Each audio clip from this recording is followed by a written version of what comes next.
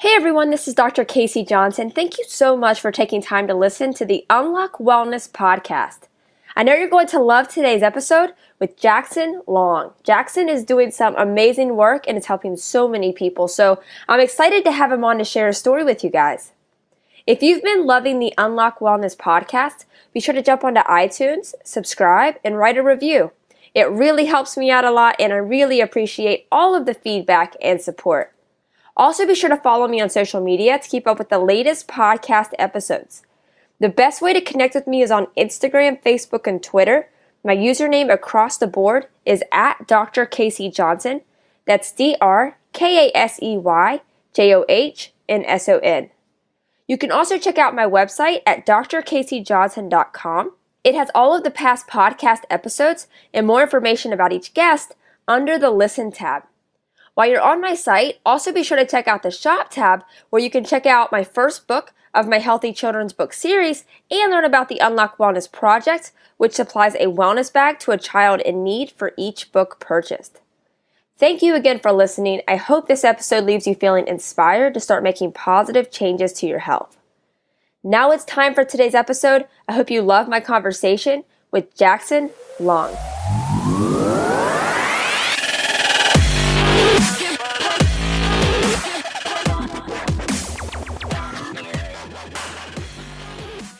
Welcome to the Unlock Wellness podcast. I'm Dr. Casey and excited for today's guest. I'm here with Jackson Long, and I was connected with Jackson through another Jackson, actually Jackson Foster, who was a past podcast guest, and I just love the work he's doing as well. So definitely be sure to go back and check out his episode too on episode 103. But he was like, you need to connect with Jackson Long. He's awesome. So here we are. But Jackson hosts a podcast called Thought for Food Podcast, which aims to help people adopt a healthy, adventurous, plant-based lifestyle. And he's also a cyclist and recently embarked on a cycling adventure across Europe to raise money for Mercy for Animals. And that was just to raise awareness about the benefits of a vegan diet. So we're going to be diving into that whole experience as well. So Jackson, just thank you so much for taking time to come on. I'm excited to have you. Yeah, I really appreciate it. It's always a blast to talk to people that are our fellow passionate podcasters, and like Jackson Foster. He's my Jackson brother from another mother, and we've spent a lot of time together and are really great. So it's always just cool to see how connections work like that, and it's awesome to be able to share what I'm passionate about and hopefully connect with more and more people as I do it. So I really appreciate you having me here. For sure. How did you and Jackson meet? Yeah, so I first kind of embarked on this whole plant-based journey when I was a junior in college here at CU Boulder. And I didn't really know anyone that was kind of my age doing it. And I can't exactly remember how it like very first started, but I think just through Instagram, social media, I saw that there was another Jackson that was vegan in Colorado, and I was like, I have to be friends with this just kid.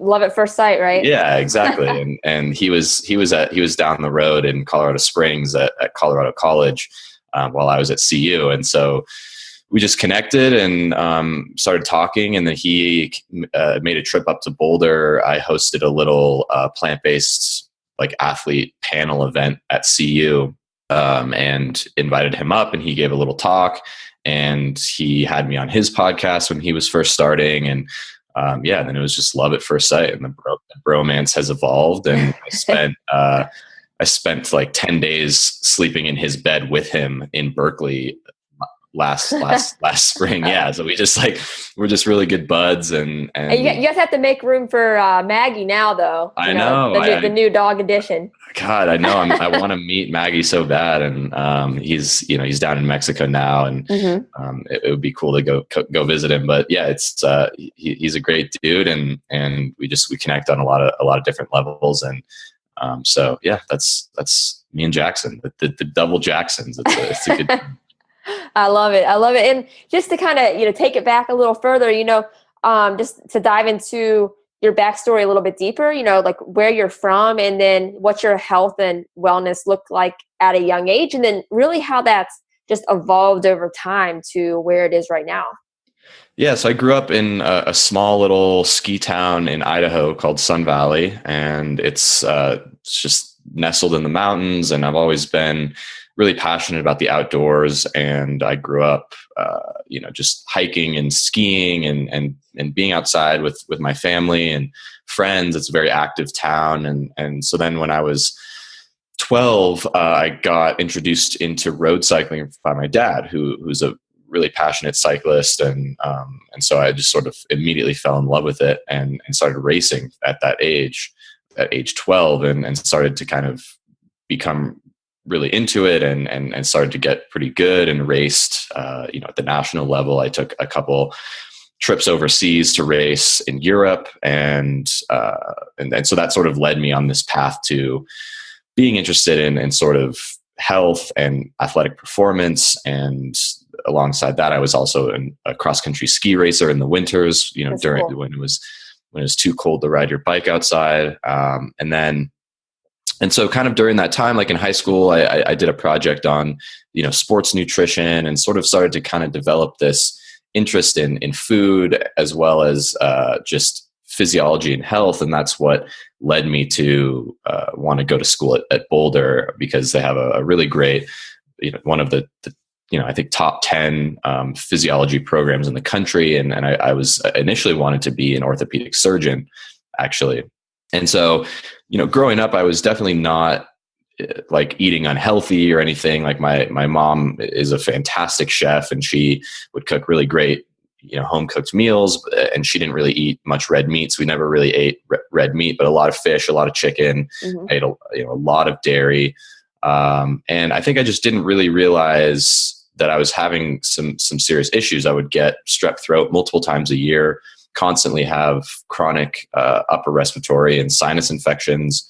And, I just sort of assumed that was kind of normal and the standard. And so, fast forward to my time in college, I got on this really high level elite cycling team in Boulder. And I was kind of the young guy in the team. And I took a semester off of school to go live down in Tucson, Arizona during the winter to train for the season. And during that time, I just got very obsessed with training and performance, and especially my weight. I was very obsessed with trying to get as lean as possible, lose as much weight as possible, because I was sort of a climber. And so the deal with that is like, you have to have a very high power to weight ratio. So the lighter you are, the stronger you are, the faster you're going to go uphill.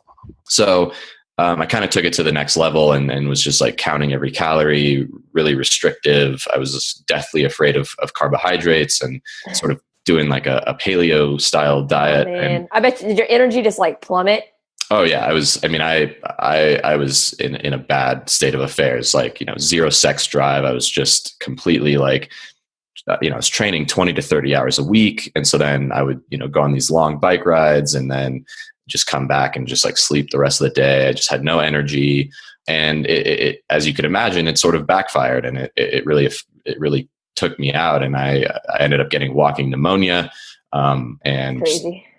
Borderline anemia, terrible blood values. I got super sick, and it wrecked my whole season essentially. And I lost, a lot of my, motivation. It was just a bad time. And so that's sort of what led me into wanting to kind of take a hard reset and look at my diet, look at nutrition. And I think I just kind of randomly stumbled upon Forks Over Knives on Netflix, and that awesome.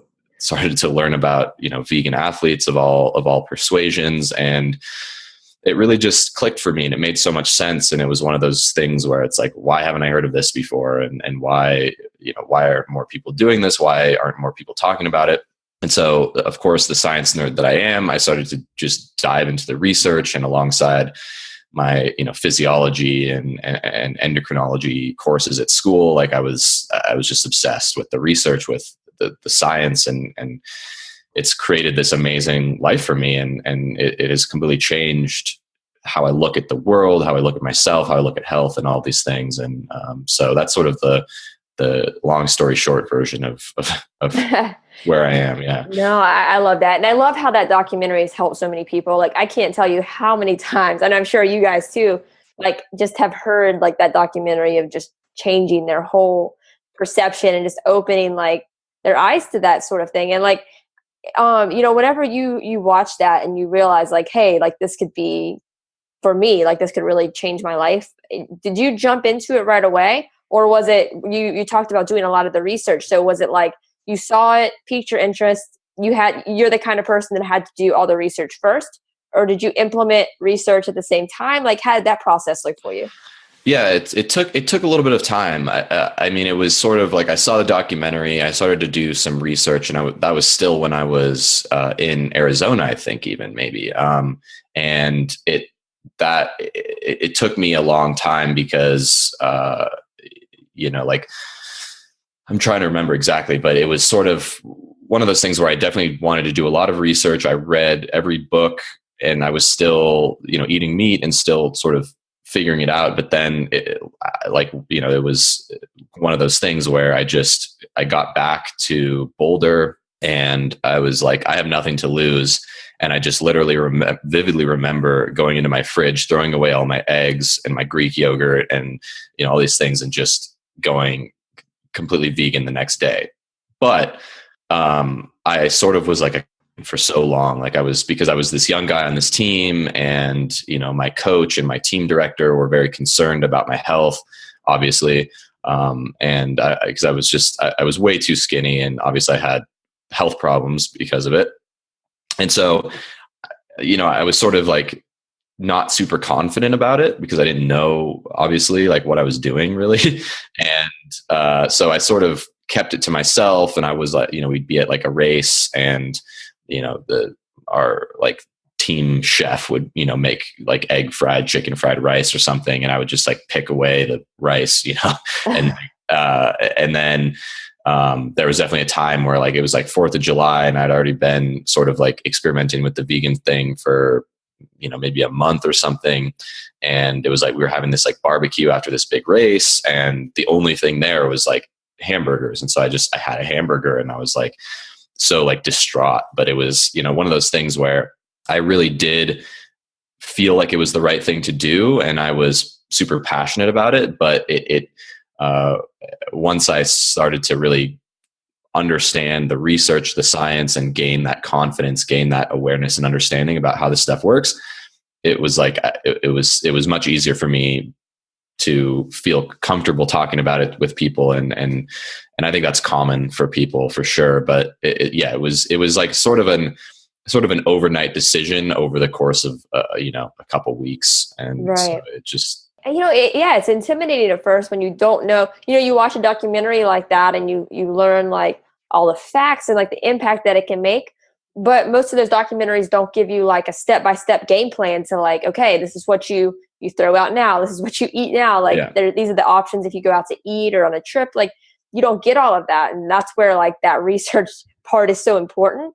And just connecting with people doing the same thing, because that way you can see what they eat. That's why social media is so amazing, right? You can follow these really amazing people, see what they're eating and learn like that, which is really amazing. But at least you're like in Boulder and then Tucson, because both of those places are, I mean, they have so many options, especially now for vegan. Yeah, it's awesome. Yeah. And I mean, that's sort of how Aaron, who's my co-host of the podcast, and I met, is like, I didn't know anyone doing this when I came back to Boulder, and I felt super isolated, and it's actually sort of surprising that there's not a very thriving plant-based community here, which is, I think, in Boulder. It's really focused on sort of like the kind of like keto, low carb, sort of like, like free range, or, grass fed stuff. And there's definitely a lot of people interested in plant-based stuff. And there's a lot of, vegan options, and obviously like Beyond Meat has launched like a couple products here, but yeah, I didn't know anyone, especially athletes. And so I was still like, my coach was very concerned about it. He was like, I don't think this is a good idea. You need your iron and, all these things. And so I went to some like vegan meetup group, and was talking to them, and they said I should talk to Aaron because he's an ultra runner. He's a big time athlete. He's been doing it for like a decade. Should definitely talk to him. And we met up, and I asked him all the questions, and he was really helpful. And then that was another like love at first sight kind of thing. We just like instantly connected, and because it's just like we're on the same page, and I think that's like you said, it's so important to have that, community, and whether it's through social media or not, like you have to have people that are doing the same thing on the same page as you to kind of help with accountability and also just with learning and understanding, especially if you're new. Right. And don't be afraid to reach out to those people. Cause I don't know. I mean, I'm sure you've seen the same thing, Jackson, but like, especially people in the plant-based community, like they've all been amazing. I think people get like whenever they see stuff like, bad stories and things like that, it's like that stereotypical, like angry vegan, but like all of the people that maybe it's just been like that, just attracting people with the same like mindset and level of like love and understanding. But like, I mean, I feel like the people that I've been in contact with are just amazing, like willing to share whatever, super loving. Like it's been like an amazing community to connect with. And I'm super grateful for that. And I'm sure that's the same experience with you too, but just not being afraid to like message that person on Instagram and be like, hey, I have a question. Like what worked for you? Like, don't be afraid to do that, because it's super helpful. 100%. Because again, we're all on the same page. We're all trying to do the same thing. Essentially, we're all, wanting to make a positive impact on the planet, on the animals that we share it with, and our own health. And so it's sort of a no brainer to be, really dedicated to service and to helping people, because again, like I think that the best way that this movement is going to be strengthened and successful is if we're all embodying that, smart, educated, passionate, happy, positive, healthy, version of a plant-based person. And so the more we can cultivate that within our community and within us as individuals at the community level, that is going to really push forward this movement in a really positive and successful way. No, absolutely. Absolutely. And like, you started talking about like, your coaches weren't fully on board just because they weren't seeing it physically yet. What changes did you start to make that really started to fuel your body and you really were able to turn it around?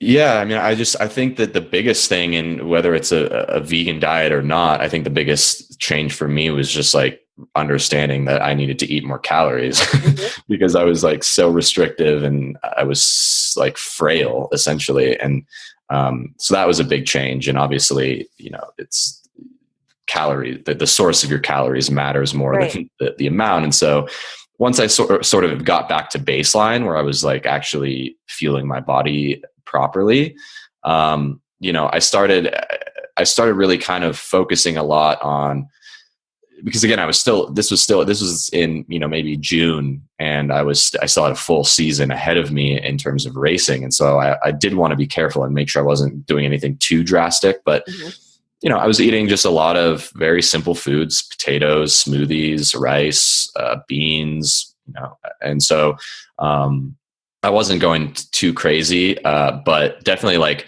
I did start off kind of with this kind of really big focus on like super high carb. Like I was like, I have to do like 80-10-10, huge smoothies with like 10 bananas and berries and like dates.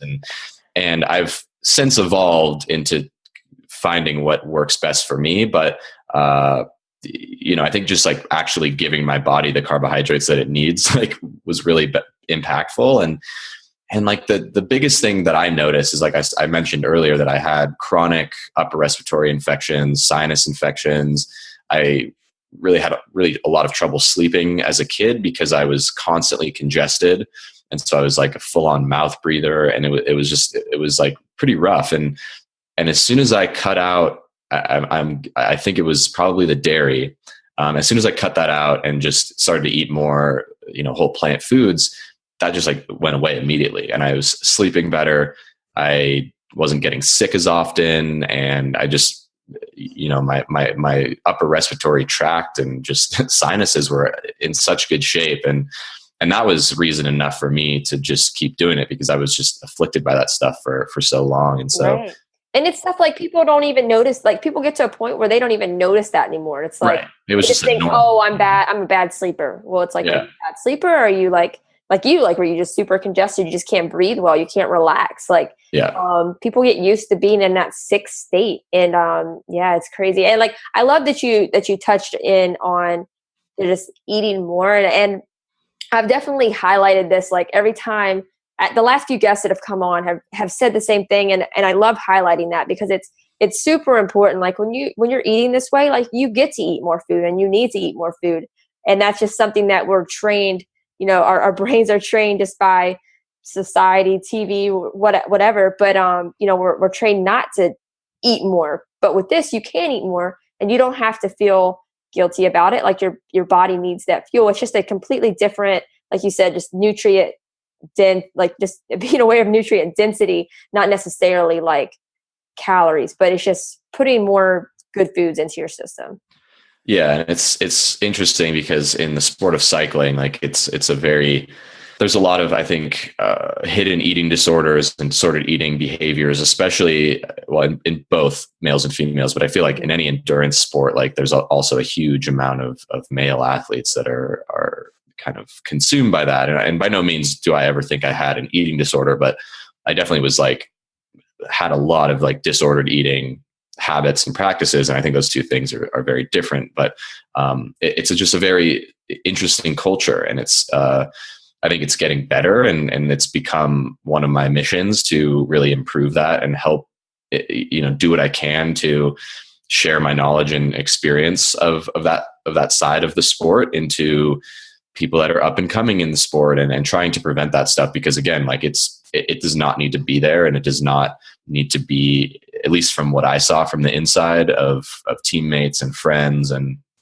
just the pressure to perform and to be super skinny and sort of, it's almost like it was almost a masculinity thing. Like it was Right. more masculine and like powerful, and like, yeah, like I'm badass if I'm just like ordering a salad for dinner after like a huge day of training. It's like that's showing that everyone else with you that you're really dedicated to this, to losing weight and being a skinny, road cyclist. So, Which is pretty backwards to, like, yes, you're saying that that's a unique community, because in other communities that wouldn't be the case, right? Right. Like that, to have like a masculine meal would be like that steak after a big game, Yeah. like, so that is interesting and extremely interesting as well, with, like you were saying, that you think there's a lot of hidden eating disorders within that sport, just because the same thing, the masculinity thing. Like, I mean, not too many think of men with eating disorders, or maybe if you are a guy with an eating disorder, you're embarrassed to say that because that's more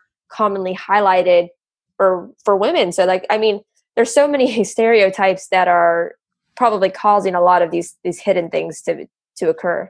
Right. I mean, from my own experience, and obviously I am a guy, so I was just sort of mostly surrounded by male cyclists, but I definitely saw much more, disordered eating habits and practices in the male cycling population than I did in the female cycling population. And so I think that's, yeah, like you said, it's a common misconception that it's just, mainly females that have it.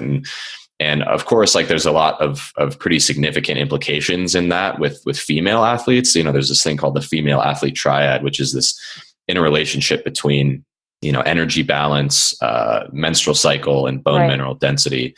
And so, obviously men don't have periods, and they don't, they aren't growing a kid inside of them, but it can still affect males' sex hormones and their energy and all of that stuff, and even their bone density. And I, actually, I stopped racing in 2015, and in 2016 I took up running, and I didn't realize that I had such low bone mineral density. And I think part of that is just because I was doing a non-impact sport for such a long time, but also just my history of being so restrictive. And I got a stress fracture in my pelvis from running. And so there can be really significant implications for having that restrictive mindset. And so I'm just much more focused now on trying to be a whole healthy person and looking at it from a lifestyle perspective, because I don't want to be like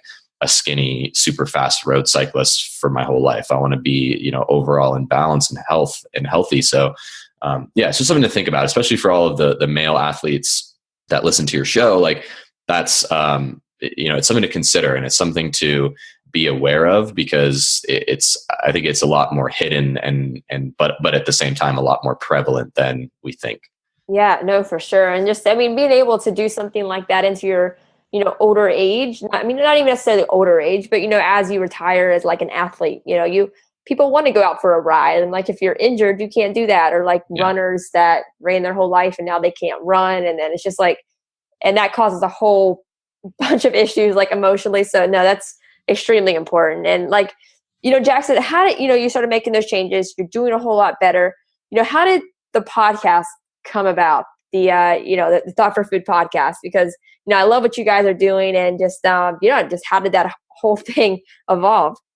Yeah, well, it's sort of, I alluded to it a little bit earlier. I mean, Aaron and I met and we just became really good friends, and it's sort of an interesting relationship because he's, like exactly 10 years older than me. He has 2 kids and a wife, and he like is a full-time nurse. And so we're sort of on these 2 different paths in a lot of ways, but we're also like on the exact same path. And we have such a like kind of a deep connection and passion for this movement and what we're doing. And so we started off, and just, he was just really helping me out as an athlete, and we would go out for runs and, talk and make food. And then we sort of had a couple different ideas, and we sort of realized that like we wanted to be a part of this space and offer up our different set of unique, experiences. And so we're both big podcast junkies, and we realized that like, why not just start our own? It'd be kind of fun. And we felt like there was maybe a unique kind of niche that we could fill with like the evidence-based approach to nutrition and lifestyle, as well as, making it funny and entertaining and not taking everything so seriously. Right. And so we started it. I taught myself how to, do a podcast and edit it and everything. And we sort of just kind of went from there, and we're still learning, still making mistakes, still trying to figure it out. It's a process, but it definitely is a process. It's a crazy process, but it's led to some of the most amazing experiences of my life. And, we've been doing it for a little over 2 years now. That's cool. Right now we're actually just we're starting a little bit of a break just after we did this huge Fiber February campaign that sort of burned us out a little bit. So we're taking a breather, but yeah, we've done over 100 episodes, and like, it's been such an amazing experience to not only talk with amazing, luminaries in this movement, but also just learning on our own. And I think it's something that I'm sure you've experienced, where it's almost a selfish thing, because you learn so much by doing it. It forces you every week to do research and learn. And sort of our kind of capstone, or sort of our main thing are these What's the Deal? This is What's the Deal series, where we dive into protein or carbs or soy, or we just did fiber, and like where we spend weeks researching all of the related, scientific literature to kind of unpack that specific nutrient, dive really deep into the, reductionist nitty gritty science, and then zoom out to look at how does this fit into a lifestyle? How do we, put this into practice in our own lives? And it's not like we just know that stuff off the top of our head. We actually have to learn it ourselves. And so, I mean, I have learned so much by doing that stuff, and it's just been the best education I could dream. And so, yeah, it's been a great time, and I love doing it, and I love, making videos and just interacting with people and connecting with the people that I've built up some amazing relationships just by, doing the podcast. So it's a pretty amazing gift. Yeah, no, I agree. It's been the best. I mean, all of these, like, and I know you guys have had really amazing people on as well. It's just like, you get to connect with these people that you otherwise wouldn't get to just sit around and chat with for 30 minutes to an hour or whatever. But like, you get to form these connections with people, and it's just builds the community. And it's, I mean, yeah, it's so rewarding. And you just mentioned the YouTube, because you guys do, I mean, a lot on YouTube, right? Yeah, I mean, we started doing YouTube like a little bit after we started the podcast, and that's sort of, I mean, really, it's more of like a passion project for me. I just sort of was like, oh, maybe I'll try making videos, and I sort of again taught myself how to like edit, and it's just I've never been like a, you know, quote unquote creative person. I've never been like an artist. I'm terrible at drawing or anything or music, any of that. And I really have found that, you know, the podcast isn't like necessarily that creative. I mean, it is in its own way, but like I found that creating videos, filmmaking, has really given me a creative outlet. And so you know, Aaron doesn't do any of like the editing and stuff. He's in some of the videos, but it's mostly like I took the biggest piece of that is I took, after I graduated from CU, I basically took a year off, and just traveled. Like I was just living out of a suitcase for basically a full year. And so I was sort of vlogging that experience, like documenting it. And that's really, it was so fun, because it was like, I get to, first of all, like look back on all those memories, but also kind of keep my creative juices flowing, and use a different part of my brain than I'm used to as sort of like a science focused person that, to like the kind of logic and the reason and all that stuff. And this is just a different way to go about it. So yeah, I've made lots of videos, and it's been super fun, and I'm still just learning as well. You know, it's always I'm sure like YouTube's your best friend, right? Learning to edit and all that good stuff. Yeah, exactly. It's cool. That is amazing. I love that. And like, you know, you were talking about like some of your, you know, you took that trip. I mean, you recently just took a trip, right? You did your cycling across Europe for Mercy for Animals, right? So you want to just dive into that, like what inspired that, you know, what that was like in a nutshell, is the whole experience. So I'm sure it was amazing. Yeah. So kind of, I think a good way to maybe launch into that and introduce that is back when I was racing, probably when I was about 13 years old, I met a kid named Ian Moore who was a fellow bike racer, and we started racing around the same time. He was, you know, kind of a similar level to me. We were in a lot of the same races, and he was vegan since birth. Like he's never eaten meat or anything. His parents are both vegan, and he was just raised vegan. And I just thought it was the weirdest thing I've ever heard or seen. When I first met him, and I just like, we were at this USA cycling camp together, and I just remember him eating like super weird stuff. Meanwhile, I'm just like slamming the, you know, chicken burgers and stuff like that. And like at a certain point, I just sort of like didn't think too much of it. And you know, we kept racing together. We became friends. And then of course, like after I went vegan, I sort of reached out to him and was like, hey, you know, I'm experimenting with this vegan thing. Like I would appreciate any help. And he gave me a lot of good tips. And then, you know, we sort of just kind of maintained contact. And then we decided that it would be awesome to do a big trip that was like, you know, focused on showing the power of a plant-based diet from a cycling perspective. And I actually spent a lot of time with him when I was in California in the spring, and we just came together and decided like, let's go to Europe. I was going to Europe with my family anyway for like a family reunion.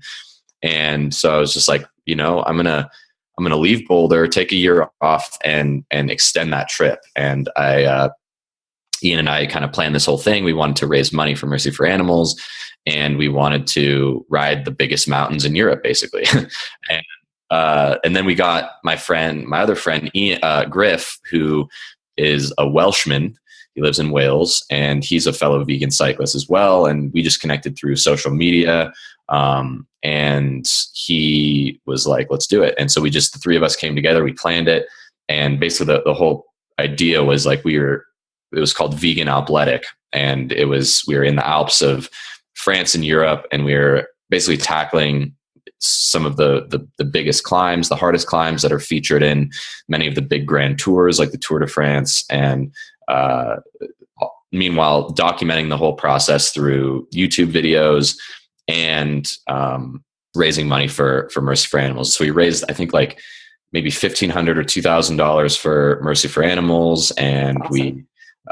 We were there for like 2 weeks. We were just, and eating just awesome food, and it was a super amazing experience. And like I think it was just the best trip of my life, and we just had such a great time, and it was just incredible. No, that's amazing. Like, what do you think you took away just on a personal level? Just like, because you're pushing yourself probably harder than you ever have. Like, I can't imagine, like, I know, like, whenever I'm like on my bike, like if there's like a small hill, like that hurts. Like, I can't imagine like something as, some of these climbs that you had to make, like, and like what you had to push through, like mentally. I mean, what did you learn about yourself? Like, what did you take away, like mentally from that?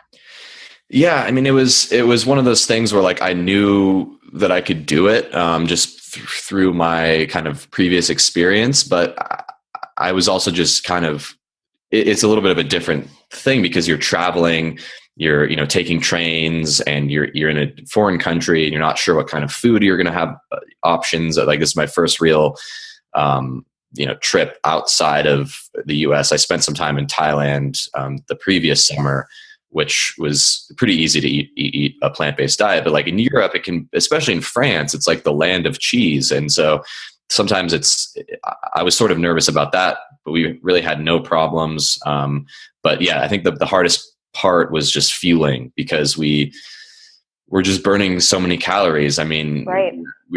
I think we rode almost 1,000 miles during those 2 weeks. We climbed like 22,000 meters on the bike. And so it was just like, we were just burning so many calories that it was like hard to actually replenish those. And so up. Yeah, we were just, and so we had to sort of sacrifice a lot of our like health goals. Obviously I love to be like super evidence-based, whole food, plant-based, dialing in the nutrients. But there was days where we just basically survived on baguettes and like vegan Nutella, because that's just like, that's the most calorie bang for your buck, right. And we weren't necessarily trying to like improve our health. We were trying to survive and get through these big mountains. And so, that was a big part of it, but also just the biggest part of it for me was just being with my friends and just having this adventure and not being so focused on performance and focused on, it wasn't a race, we were just riding together, and like, and it was amazing to see what our bodies could do in that situation. And at the same time exploring and also sharing it with the world, and sharing our passion for compassion and being great stewards of this movement, and saying like, look, you can do anything you want, any of these like massive athletic endeavors, and not contribute to the suffering of animals, And so it was a really rewarding experience. And I think about it every day, and I want to be back, Yeah, no. And like, you did do this to earn money for, Mercy for Animals. Like, were you able to, I'm sure you were, just, like, how much were you able to really reach people along the way and really make an impact and teach people like what you were trying to put out there? Yeah, I think that's where like YouTube comes in. All three of us were making videos during the whole time, and I have most of those rides and days documented on our YouTube channel, and so I think people were following along and seeing like, and so we would talk about what we were eating, we would show what we were eating, and obviously show like these insane climbs and routes that we were riding, and so it was just that like we weren't trying, like our goal wasn't to be preachy, obviously, or to like tell people that like, oh yeah, you like have to, the vegan is the only way. Like, we were just like, look, this is what we're doing. We're having a blast. We're super happy and positive, and and we're just, here's what we're eating, and like, oh, and we're also raising money for Mercy for Animals because it's a great organization, and we want to give back and show that this is not just about our own personal health and performance. Like once once you realize that you can do these things on a plant-based diet, it's sort of like it's sort of a no-brainer. And now we can focus on actually making an impact positively on our planet. And so that was sort of our goal. And I think we got such a great response from people. And, it was a really fun way to share it, fun way to raise some money and awareness. And I think it inspired a lot of people. And we want to do something again, similar to that. One of my big goals is to create, these kind of plant-based cycling experiences all over the world, where we sort of facilitate that experience for other people that want to do a similar thing. Awesome. Yeah, no, I love that. I love that a lot. And like, Jackson, I know you had said that you guys are taking a little podcast break the next little stretch, but like, do you have anything that you're working on just in the future that you just want to put out there and share with people? That way they can be looking for that on like your social media and YouTube and all of that? Yeah, I mean, there's always stuff to be working on. I'm actually giving a TEDx talk in Boulder in April. So that's sort of my main focus right now. And that's a big reason why we're taking a break is that's a big deal on preparing for that. And so that will be something to look forward to, as well as, we have, like I said, over 100 podcast episodes, and we just wrapped up a really great series in February, of Fiber February. We just gave a lot of really great science and information about the power of fiber and why it's like the most underrated nutrient, and we're trying to make fiber sexy. So I love it. We're trying to make pooping great again. So definitely check that out. And of course, like, especially for any of you that are out there that are athletes that are excited about maybe what I said about this vegan athletic trip, like, our YouTube channel is called Thought for Food TV. If you just go over to YouTube and search that up, like, I have tons of videos documenting that trip, and it's a really fun kind of way to see what it was like for us to be riding and eating our way through the Alps. And so I would suggest that. But yeah, other than that, just check out, we're at TFF Lifestyle on Instagram and like I said, YouTube, and stay tuned for more exciting stuff coming from us. I love it. And what's the TEDx? What is your topic going to be? Yeah, TEDx talk is going to be about fiber and pooping and epic dumps, because it's something that no one is talking about. We need to understand how powerful fiber is, and how the reality is that 97% of Americans are not even reaching the minimum recommended amount. And fiber plays an enormous role in all aspects of our health. And so I'm trying to spread awareness and spread, the message that, look, we need to eat more fiber because it's impacting our health so negatively. And guess where fiber is only found? In plant foods. So we need to kind of connect these dots and also like kind of break the taboo and the stigma around pooping, because it's something that literally every single one of you listening to this podcast right now does. And so, but there's still sort of a taboo around it. And, right. And if we can open up and be comfortable talking about it and understanding that the quality of our poop is a very strong reflection of the quality of our health, I think we'll be in a much better spot. No, that's awesome. No, I love that. Do you know if that event is going to be like Facebook Live, or is it going to just be found on YouTube, probably post-production, or do you have any idea about that yet? Yeah, so it's on April 21st, and it will be filmed. And so then it will be up on the TEDx website and YouTube channel, I think probably, a couple weeks after that or something. I'm not exactly sure. But yeah, it'll be out and about. And so if you follow us, we will definitely put that out once it's available. Awesome. Yeah, and I'll share that on my end as well, for sure. And awesome. And just Jackson, just closing question that I ask every guest. But if you just had one piece of advice for the audience, maybe it's been your biggest takeaway through your whole wellness journey, but if you just had one piece of advice to give, what would it be? Yeah, I would say, be open to, new experiences and don't take everything so seriously. This life we have one life to live. And if we are so obsessed with perfection and being serious and trying to make everything perfect, like it's going to be an uphill battle. So go outside, make mistakes and eat more fiber, because we all need to take more epic dumps. And so, yeah, that's I guess what I would say. No, I love it, Jackson. And if you're listening, just be sure to check out their podcast as well. It's awesome, and they're doing some amazing work. And I'll include all of those links in the show notes. But yeah, just Jackson, again, just thank you so much for taking time to come on. It was really an honor to have you. Yeah, I really appreciate it, Casey. It was a blast, and I love what you're doing and sharing your wisdom as well. So keep it up, and yeah, thanks so much for having me. Thank you guys so much for listening to today's episode. I hope you loved my conversation with Jackson. I love the work that he's doing, so be sure to give him a follow on social media to keep up with everything that he's been working on. You can find his social media links and podcast link that we talked about in the episode in the show notes, but you can also find them on my website as well at drcaseyjohnson.com. That's drkaseyjohnson.com. Click on the Listen tab. Then from there, you'll be able to see all of the past guests that have come on the Unlock Wellness podcast, read a little bit about each guest, and be able to click on their social media links, websites, all of that. So all of Jackson's information can be found on my site as well. If you guys loved today's episode with Jackson, be sure to jump onto iTunes, subscribe, and write a review. It really helps me out a lot, and I really appreciate all of the feedback and support.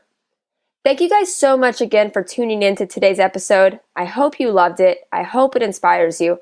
And most importantly, I hope you take action.